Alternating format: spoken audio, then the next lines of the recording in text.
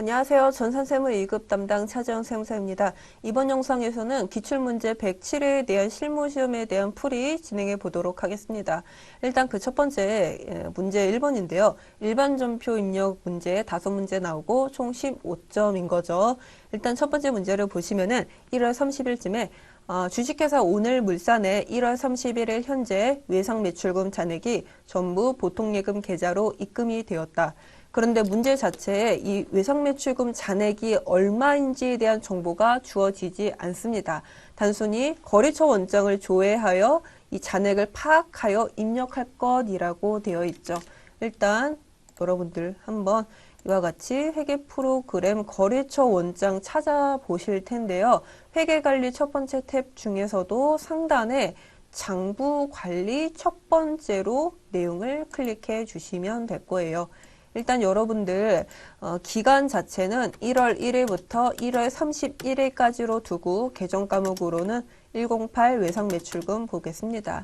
이게 지금 여러 가지 거래처 그 채권과 관련된 내용들이 나오는데 오늘 물산으로부터 발생한 외상매출금은 지금 잔액이 770만 원이에요. 올해 발생한 건 없고 전기에 2월 된 금액이 그대로 남아있는 상태인 거죠. 770만 원을 차감하고 그와 관련된 보통예금 입금을 우리가 일반전표 입력에 반영을 해 주셔야 되는 거겠죠. 한번 일반전표 입력 불러오도록 하겠습니다. 1월 30일 두고 그 다음에 차변에 대변인 거죠. 외상매출금. 이제 우리는 오늘 물산으로부터 받을 돈은 없는 거예요. 이와 같이 선택해 주시고 대변에 770만 원. 그 다음에 차변 금액의 보통예금으로 이와 같이 보통예금 자산의 증가로 처리해 주시면 되는 거겠죠. 이게 원장을 조회해서 입력할 것, 이게 조금은 어려웠던 것 같아요. 그 다음에 두 번째 문제 보도록 하겠습니다. 3월 15일 정기주주총회에서 주식 배당 1,000만 원, 현금 배당 2,000만 원 실시하기로 결의하였다. 단 2월 이익잉여금 개정 과목을 사용하고 현금 배당액의 10%를 이익준비금으로 적립한다라는 얘기가 있습니다. 그것도 맞는 표현인 거죠. 이익준비금 명목으로 현금 배당의 10%를 이와 같이 적립해 주셔야 되는 거예요. 일단은 일자를 3월 15일로 이동을 하고 보도록 할 텐데 여기에 2월 이익잉여금으로 우리가 이 금액을 우리가 지급을 해야 되는 거죠. 얼마인 거죠? 3천만 원인가요? 3천만 원은 아니죠. 2천만 원의 10% 200만 원으로 추가적으로 지급이 되어야 되기 때문에 이 3,200만 원으로 두는 거고 그 다음에 미지급 배당금으로 1,000만 원 그 다음에 미지급 잠시만요. 현금 배당과 관련된 그 부채 미지급 배당금이 부채였죠. 죄송합니다. 잠시만요. 미교부 주식 배당금이었죠.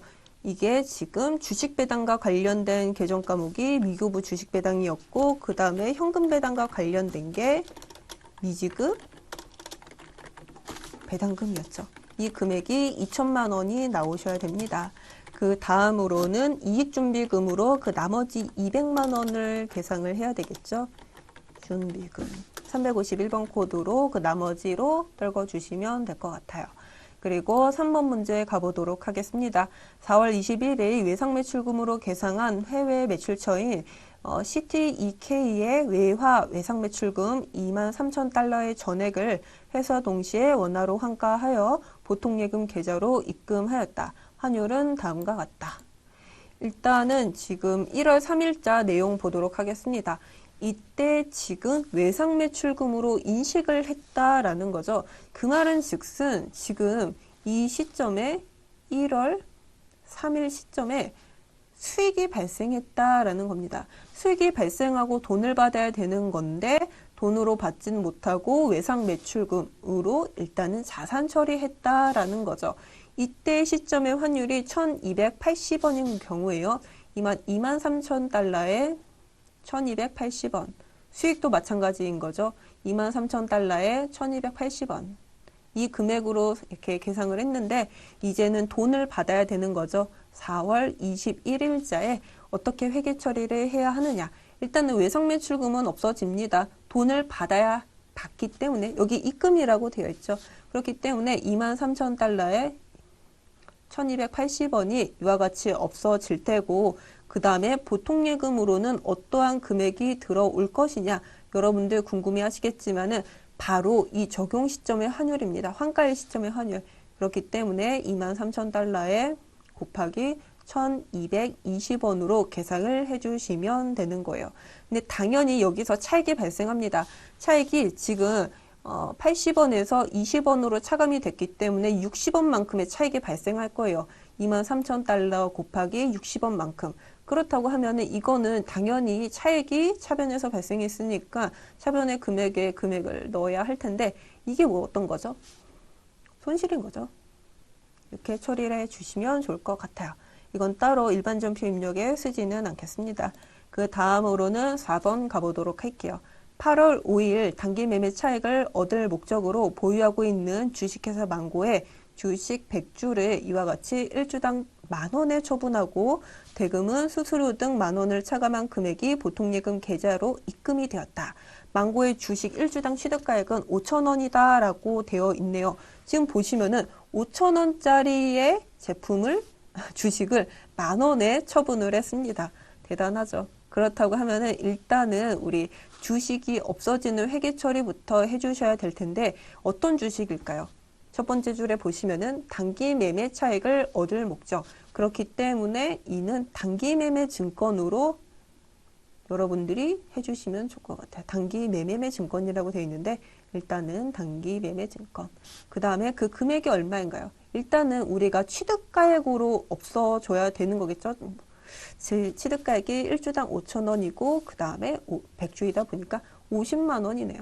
50만 원어치 취득한 걸 지금 1주당 만원에 팔았기 때문에 현금으로 보통예금으로 입금될 금액은 100만 원인 것 같습니다.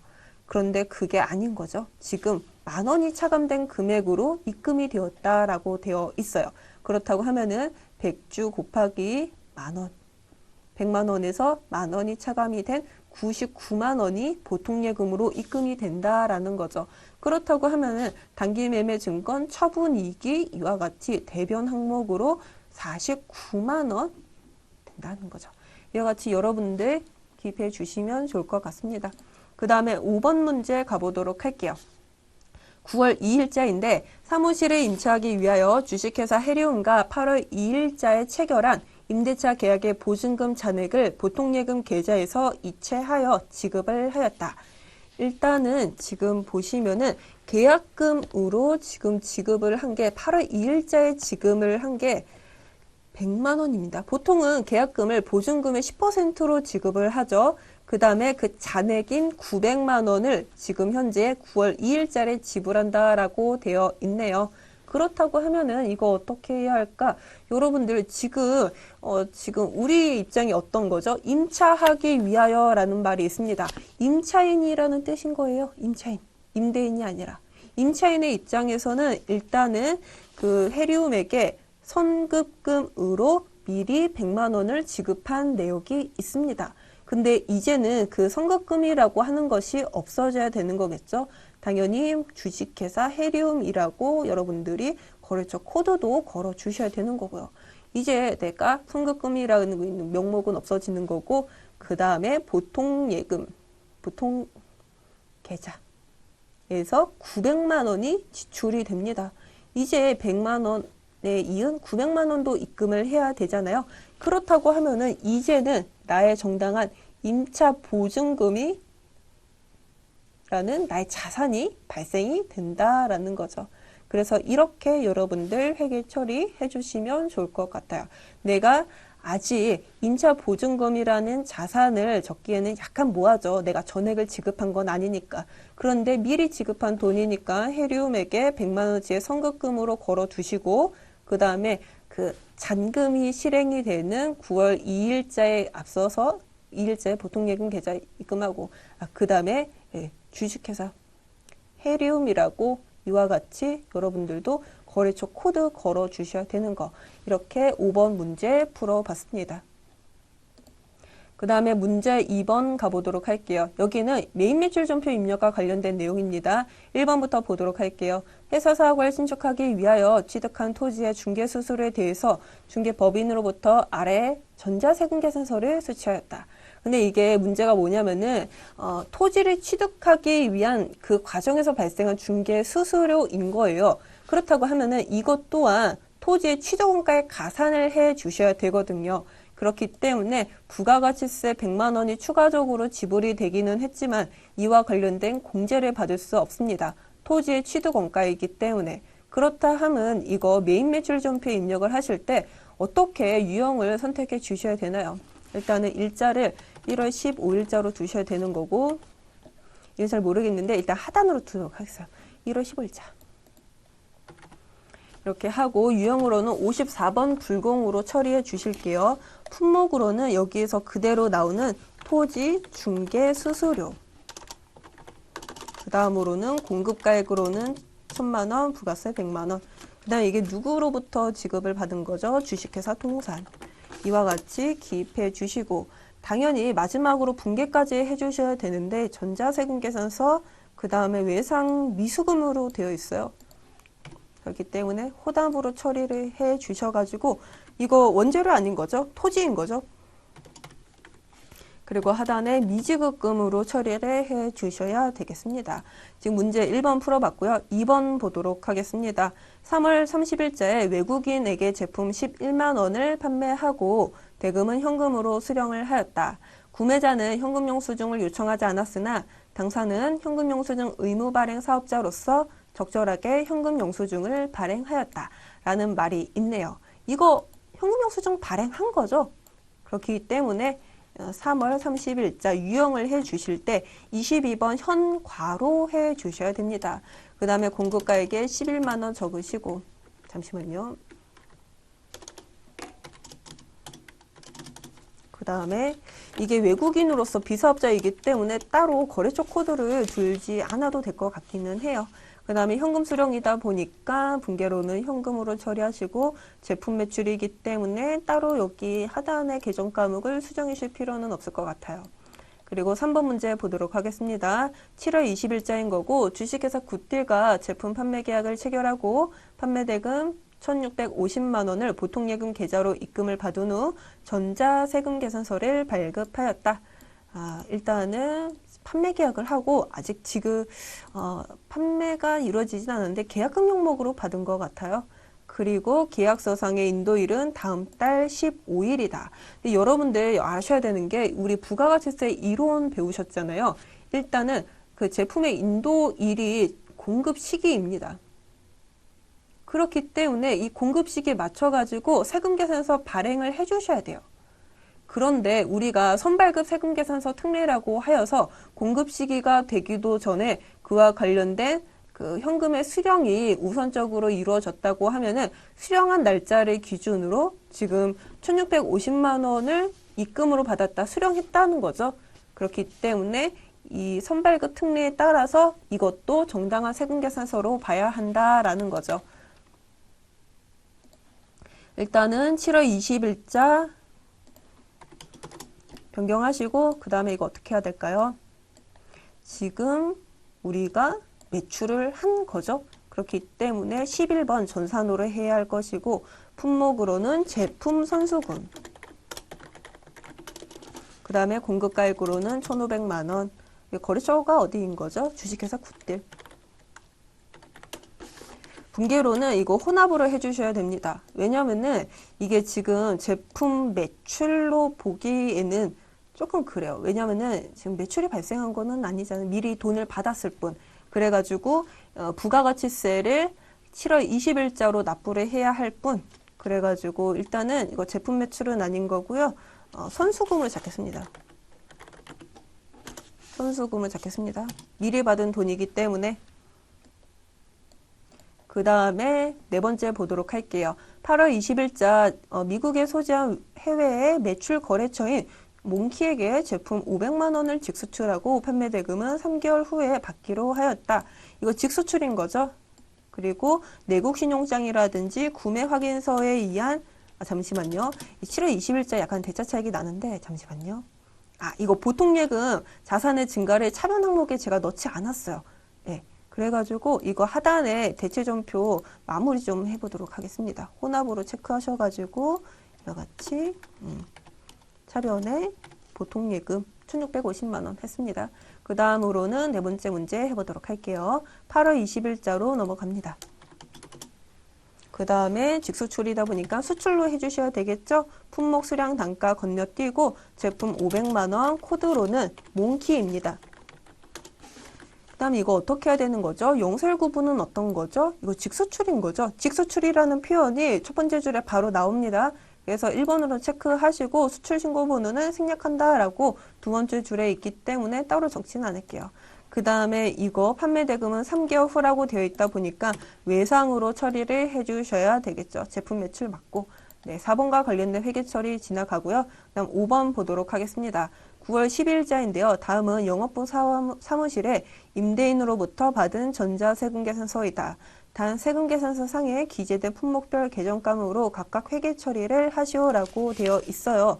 일단 우리가 그 사무실에 임대인이 미래부동산인 거죠. 그래서 지금 임차료 목록으로는 250만 원, 건물 관리비로는 30만 원 해가지고 공급가액 자체가 280만 원으로 계상이 되어 있습니다. 일단은 이거를 여러분들 그 두 번째 줄에 보시면은 품목별 계정 과목으로 각각 회계 처리하라고 되어 있어요. 그러면 복수전표로 해야 된다라는 뜻인 거겠죠. 그거 유념해 주시면 좋을 것 같습니다. 그래가지고 일자 9월 10일자로 변경하시고 그 다음에 51번인 거죠. 가액으로는 280만 원 미래부동산. 그 다음에 이거 혼합으로 적겠습니다. 근데 여기서 우리가 이걸 뭐 대체점표 F7이었나요? 잠시만요. 이거 간편 집계로 들어가셔가지고 복수.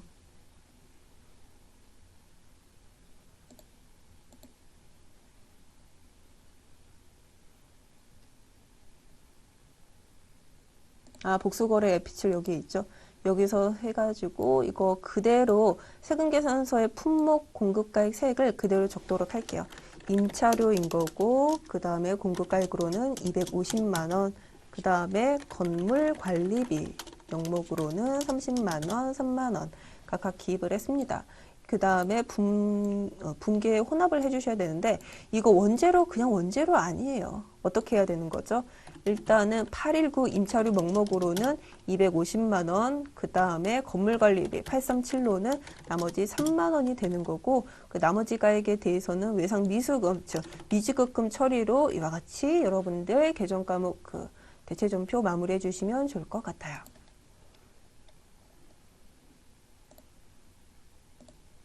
그 다음으로는 부가가치세 신고와 관련된 내용인데요. 이거 한번 보시면은 10점으로 되어 있고 문제가 두 문제가 출제가 될 거예요. 첫 번째 문제가 6점인데 한번 보도록 할게요. 아래 자료를 이용하여 23년도 1기 부가가치세 확정신고 기간에 신고서를 작성하시오. 단 기존에 입력된 자료 또는 불러온 자료는 무시하고 그 이후에 부속 서류 작성은 생략할 것이라고 되어 있습니다. 일단 매출 자료부터 보시면은 이거 한번 문제마다 바로 부가가치세 신고서를 작성해 주시면 좋을 것 같으니까 여러분들도 같이 신고서 불러와 가지고 기간 설정한 다음에 한번 해보도록 할게요.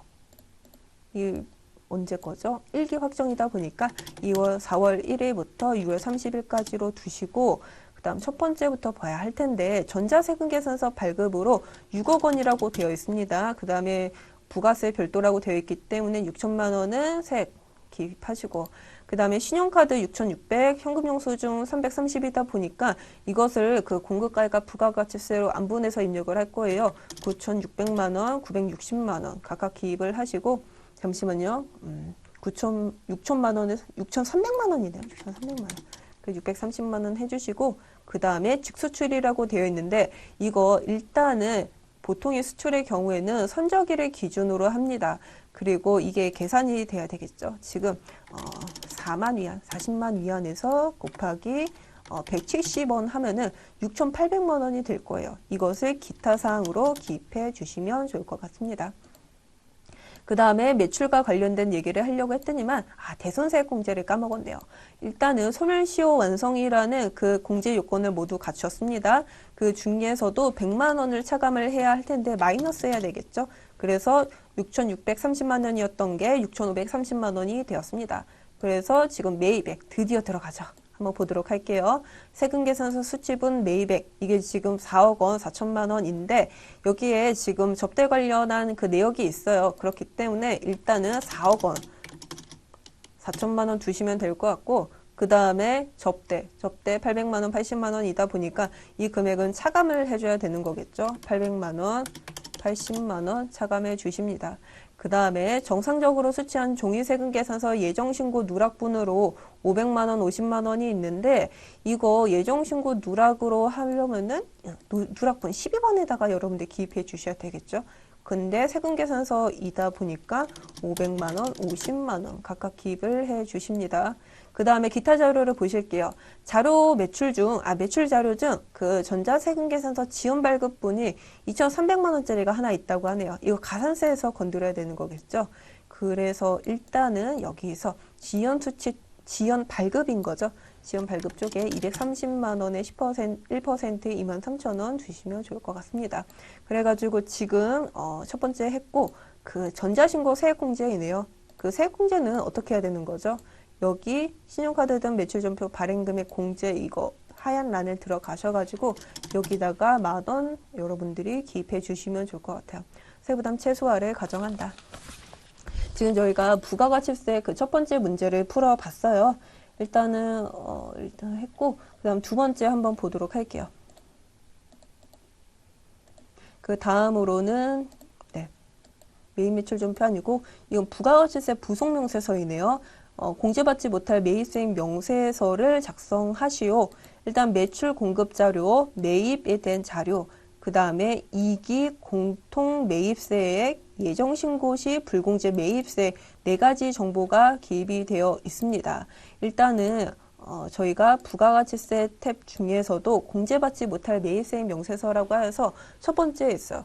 이거 불러오시면 좋을 것 같고, 확정신고 기간이네요. 그렇기 때문에 10월부터 12월. 일단은 여러 가지 탭이 나오죠. 이 중에서 일단은 우리가 면세분에 대해서는 매입세 공제를 받을 수 없잖아요. 그런데 이미 받은 게 있습니다. 5천만 원, 500만 원 세매. 이거 어떻게 해야 되죠?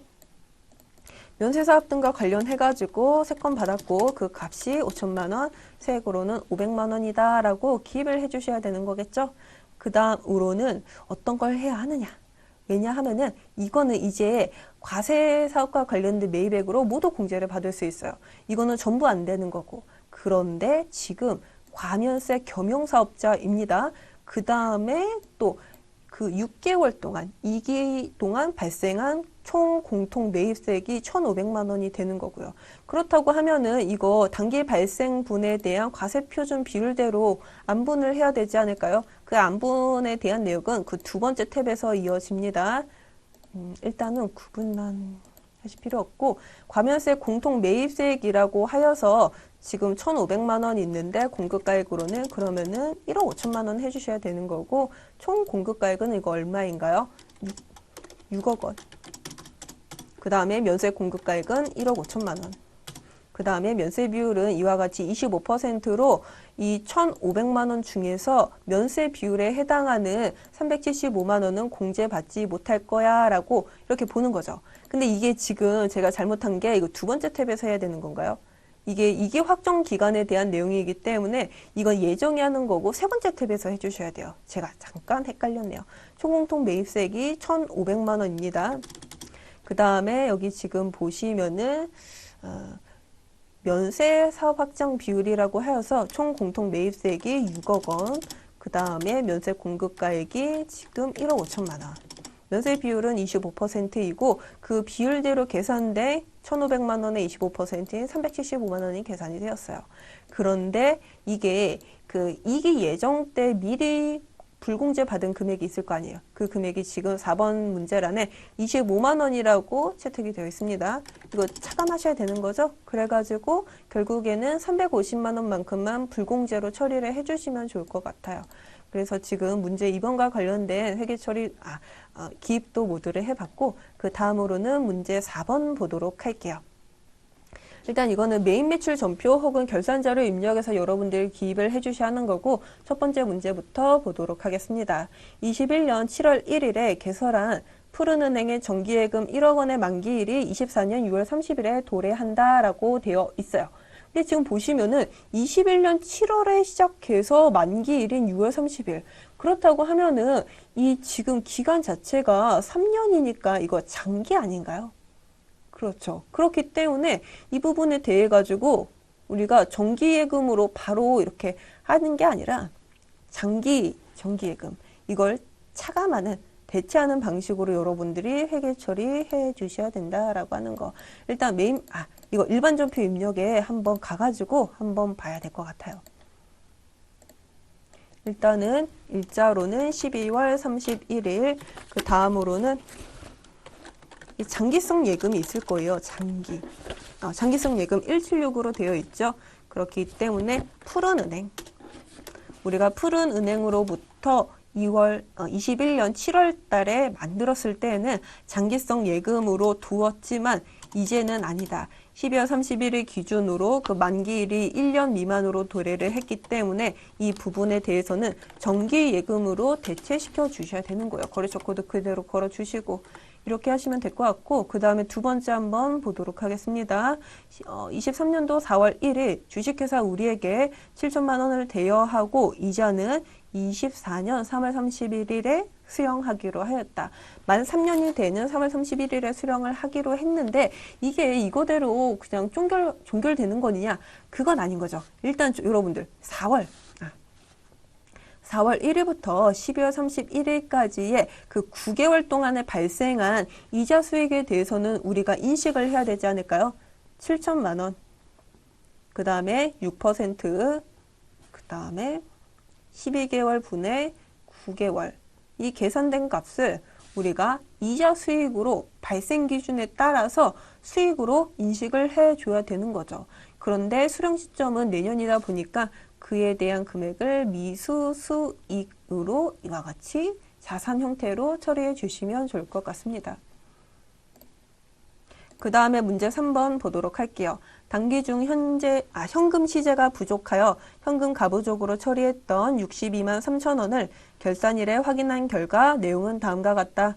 하나의 전표로 입력하며 각각의 계정 과목을 선택해야 할 것.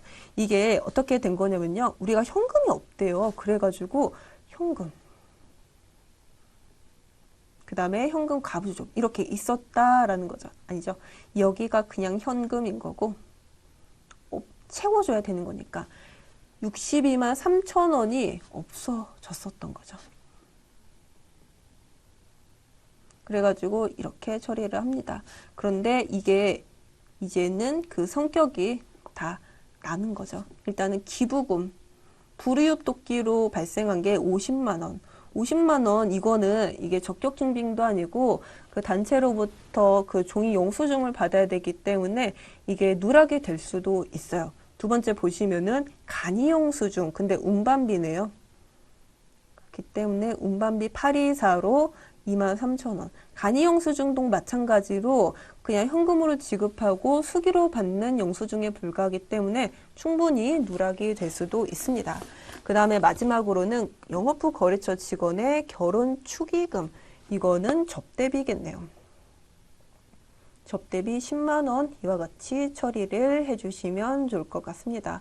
지금 이렇게 각각의 계정 과목별로 해놨고요. 문제 4번 보도록 할게요.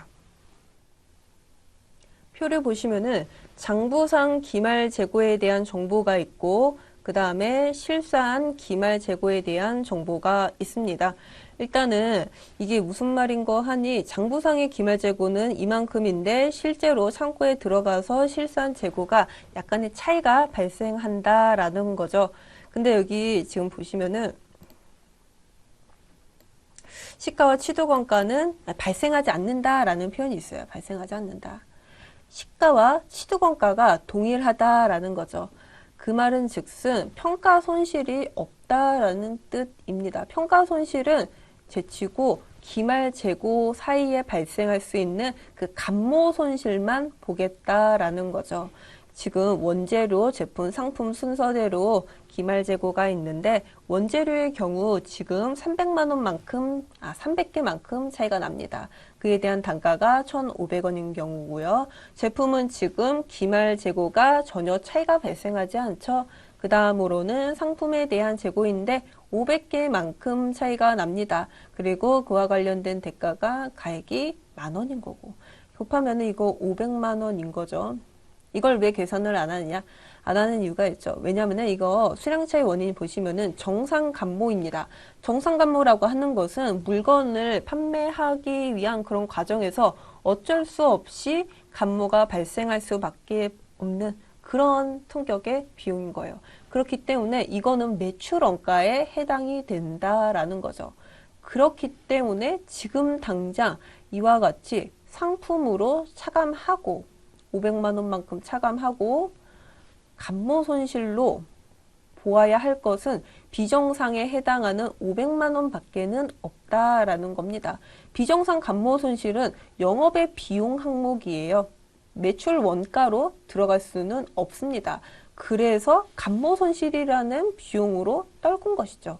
그리고 상품이 판매 등으로 인해서 비용 처리가 된 것이 아니라 그 이외 사유로 없어진 것이기 때문에 이거 5번이었던가요? 8번. 타계정 대체로 여러분들 걸어 주셔야 된다라고 하는 거 잊지 맙시다. 그 다음으로 마지막 5번 문제 보도록 할게요. 당사는 기말 현재 보유 중인 외상매출금, 받으러움, 단기대여금의 잔액에 대해서 1% 대손 충당금을 보충법으로 설정하고 있다라고 되어 있어요. 이거 여러분들 여기서 보시기보다는 결산자료 입력이라는 탭에 들어가시고 조금 여기서 좀 건드려 보시는 게 조금 수월할 것 같습니다. 1월부터 12월까지 보시고 상단에 대손상각을 F8 한번 클릭을 해보도록 할게요. 지금 보시면은 외상매출금, 받으러움, 단기대여금이 있는데 이게 선급금에 대한 내용은 없어요. 기타 채권의 잔액은 제외한다라는 표현이 있기 때문에 이 10,000원 이렇게 한 거 스페이스바 눌러가지고 그 값을 없애줄게요. 그리고 대손율은 1%라고 지금 문제에서 요구하는 값으로 이미 설정이 되어 있죠. 그래가지고 여기에 지금 335만 9,280원이 판관비로 설정되는 대손 충당액 비용이라고 하는 거 이와 같이 결산 반영을 해가지고 메인 매출, 일반전표 입력에 12월 31일자에 자동 반영이 될 텐데 한번 보도록 할게요. 12월 31일이죠. 반영이 안 돼 있죠. 잠시만요. 이거 지금 전표 추가를 안 했죠. 전표 추가까지 클릭을 하셔가지고 일반 전표 입력에 조회를 클릭을 하시면은 여기에 지금 335만 280원이 이와 같이 반영이 되어 있는 걸 확인하실 수 있습니다. 그 다음으로는 문제 5번 드디어 연말정산과 관련된 내용들이 나오는 거죠. 일단은 한번 1번 문제부터 보도록 할게요. 다음은 생산직 직원인 이현민 씨의 3월 급여 관련 자료이다. 아래의 자료를 이용하여 3월분 급여 자료 입력, 그 다음에 원천징수 이행사항 신고서를 작성을 하시오. 그 다음에 이행사항 신고서에 그 하단에 그 42만 원 적으라는 거예요. 왜냐면은 지금 3월달이다 보니까 전월 미환급소액이 아직 3월달에도 42만 원이 있어요. 그럴 수 있죠. 일단은 보시면은 소득세 자체가 이게 지금 1,230원인 경우에요. 그러면은 이게 올해의 환급액에 다 차감이 되어서 납부회색이 발생하지 않습니다. 그거 조정하라라는 의미인 것 같고, 그 다음에 이거 어떤 것부터 해줘야 되는 거죠? 일단 급여자료 입력에 들어가기 앞서가지고 이 회사, 주식회사 파쇄상해라는 그러한 사업장에서 그 직원의 급여를 어떤 항목으로 이렇게 구별하고 있는 건지 각각의 수당공제 항목들을 다 이렇게 반영을 해주셔야 되거든요. 상여, 식대, 자가운전 보조금, 야간근로수당. 근데 이 중에서도 이 세 가지가 가장 중요하죠. 이게 비과세 대상이 되는지 여부를 판단해 주셔야 되는 거니까. 하단에 식대를 보시면은 혐의 식사를 별도로 제공하지 않는다. 그 말은즉슨 20만 원 전액이 비과세가 처리가 된다라는 겁니다. 자가운전 보조금 보시면은 직원 본인의 명의로 소유하고 있고 업무 수행에 이용하며 보조금 지급하고 있고 별도의 정산을 하지는 않는다. 비과세 맞죠? 야간 근로 수당 보시면은 생산직 근로자가 받는 시간의 근무 수당으로서 매월 동일한 것으로 반영한다. 근데 이게 여러분들 야간 근로 수당의 경우에는 이와 같이 뭐 야간으로 받는다고 해가지고 다 받는 건 아니죠. 월정액 급여가 210만 원 안 쪼개야 되는 거고 전년도 총 급여가 3천만 원 안 쪼개야 되는 거잖아요. 근데 이게 좀 안 돼요. 3천만 원은 잘 모르기는 하는데 이게 월정액 급여가 210만 원이 안 돼요. 왜냐면은 기본급 자체가 260만 원이기 때문입니다. 그래가지고 안 되는 거죠. 왜냐면은 월정액 급여라고 하는 거는 400만 원부터 차감을 해요. 400만 원부터 차감을 하는데 상기 부정기적인 급여, 실비 변상적인 급여, 초과 근로 수당 이와 같이 기본급 이외의 나머지 항목들 중 세 가지를 차감을 하는 거거든요. 그런데 기본급 자체가 260만 원, 210만 원 초과이기 때문에 이걸 차감을 해도 210만 원이 나올 수가 없다는 거예요. 이것만 보시면 파악이 되죠. 그래서 야간 근로 수당은 이거는 과세로 처리를 하도록 여러분들이 그 수당 공제 등록하실 때 기입을 하셔야 된다라는 거입니다. 일단은 뭐 따로 프로그램을 이용해서 보지는 않을 것 같고요. 이와 같이 급여자료 입력까지 해주시고 원천징수 이행사항 신고서 불러오시고 일단 신고서 상에는 인원이라든지 그 다음에 총 지급액 그 다음에 세액과 관련된 내용들이 나오죠. 그 다음에 이게 지금 1230원인데 하단에 42만 원가 충당이 되어서 그 나머지 값이 다음 월로 2월이 되는 그런 거 여러분들 체크해 주시면 좋을 것 같습니다.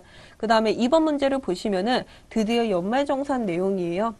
강희찬 씨의 사원의 23년도 연말정산 자료인데 다음의 자료를 이용하여 부양가족 탭을 수정하고 각각 탭을 작성하여 반영하시오.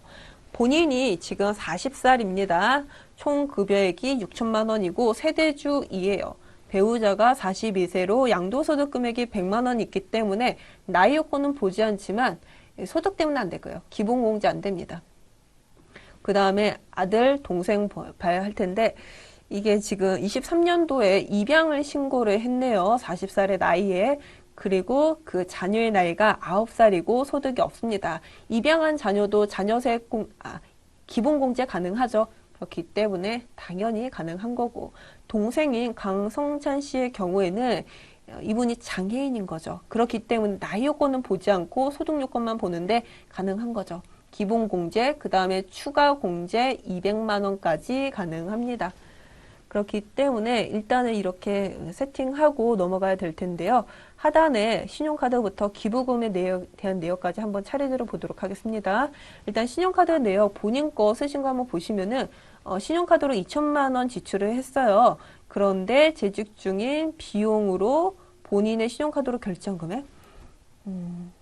이게 파세상의 비용인 거잖아요. 사업장의 비용이기 때문에 연말정산으로 이중으로 공제를 받을 수는 없습니다. 그래서 차감을 해야 되는 거고 뭐 미술학원비라든지 대중교통 이용비 이거는 포함이 되는 거죠. 그리고 이거는 안 될 것 같고 그 다음에 아드님이 지금 보시면은 9살인데 벌써 70만 원을 썼다고 하네요. 아들의 이름으로 이와 같이 30만 원 한약을 구입했다. 그 다음에 30만 원 한약이 되나요? 일단은 보약은 안 되는 거죠. 보약은 안 되고 한약은 되고 그리고 대중교통 이용비 10만 원 이것도 이용이 되는 거고 그 다음에 보험료 보도록 할게요. 생명보험료가 240만 원인데 일단은 본인은 다 되는 거죠. 근데 한도가 있어요. 1년에 100만 원 불입밖에 안 되고 거기에 12%인 12만 원이 공제가 됩니다.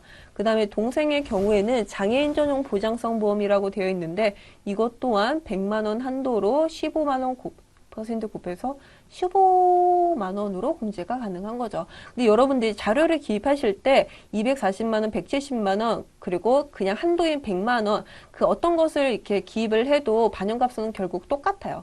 그런데 웬만해서는 240만 원, 170만 원, 그 연말정산 간소화 자료에 따른 그 지출 발생 금액을 그대로 적는 게 훨씬 더 확실한 정보인 거죠. 그 다음에 의료비 보도록 할게요. 본인이 지금 270만 원이 발생했는데 안경 구입비가 60이 돼요. 이거 안경 50만 원 밖에는 안 되는 거잖아요. 그 다음 두 번째 보시면은 배우자가 250만 원 난임 시술비에 해당하는 금액으로 발생했습니다. 250만 원 전액 되는 거죠. 의료비도 되는 거고. 그 다음에 급여 요건도 맞고. 아들 보시면은 한양 구입비 50만 원. 이거는 당연히 이중공제 가능합니다. 그 다음에 이거 다 가능한 거고. 그 다음에 질병 치료 목적으로 310만 원. 이거 왜 그러냐고 하면은 배우자가 안 될 것 같잖아요. 소득이 있기 때문에. 하지만 의료비의 경우에는 나이 요건 보지 않고 소득 요건도 보지 않기 때문에 이 네 가지 사항에 대해서 의료비 제외 항목에 분류되지 않는 이상 다 되는 거죠. 그 다음에 교육비 보시면은 초등학교 수업료 50만 원 미술학원비. 근데 이게 미술학원비가 안 돼요. 왜냐면은 이와 같이 학원비에 대해서는 그 취약전 아동에 대해서만 학원비를 인정받을 수 있거든요.